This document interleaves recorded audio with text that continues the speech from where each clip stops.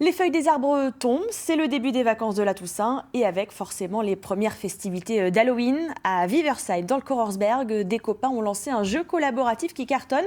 Ça s'appelle la Panic Factory, une sorte d'escape game immersif qui vous emmène d'un cirque maudit à un cimetière hanté. Le tout évidemment avec des acteurs plus vrais que nature, Grégory Fraise et Nicolas Meyer. Bienvenue dans la fabrique de la peur.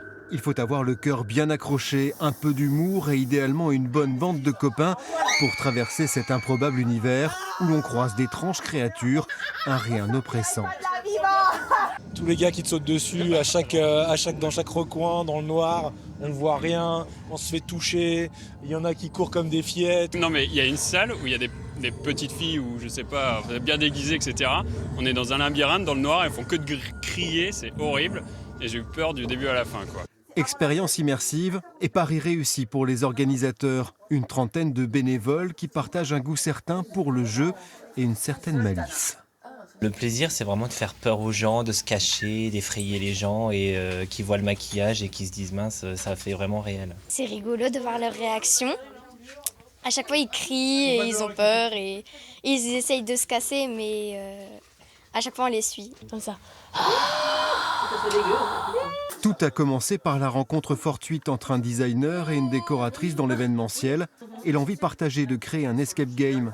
5 000 € et 6 mois de boulot plus tard, la Panic Factory est sortie de terre. Il y a énormément de récup, on a chiné, il y a beaucoup de gens qui nous ont aidés.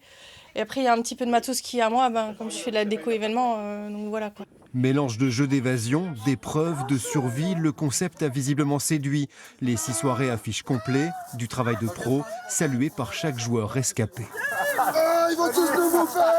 C'était très immersif, on pouvait s'y croire, les jeux de lumière étaient super bien faits, honnêtement c'est une très belle première. Bon moment entre amis et tout ça dans les frissons, dans l'éclate, dans la surprise et dans l'ambiance Halloween.